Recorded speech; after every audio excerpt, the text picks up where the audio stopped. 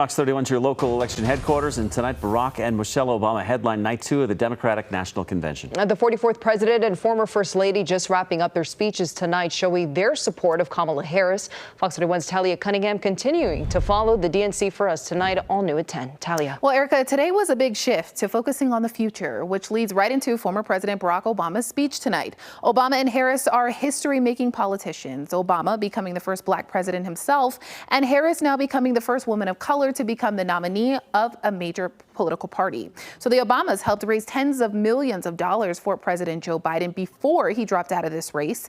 And their early endorsement of Harris provided a big boost to her campaign. Obama is a party elder, and it said that his quiet maneuvering helped Biden realize that Democrats needed a new ticket.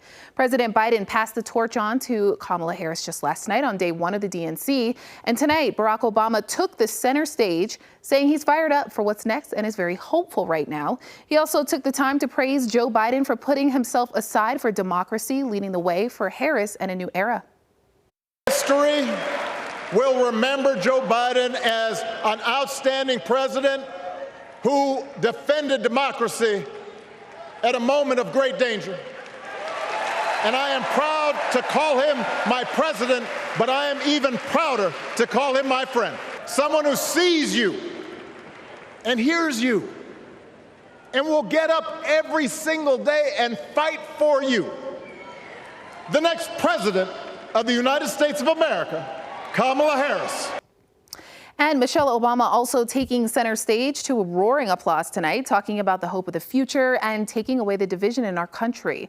Michelle also talked about her late mother, who recently passed away in Chicago, and that America can't forget the lessons learned from our elders, which is something that her and Harris bond on. So Harris and her running mate, Minnesota Governor Tim Walz, took their campaign outside of Chicago in the convention today. They're actually in Milwaukee this evening holding a rally in Wisconsin, as it's a critical swing state, as we know. So if you take a look here, according to the latest CBS poll, Harris is actually leading Trump by 3 points right now. This is nationally, but the two are in a dead heat right here when it comes to key battleground states.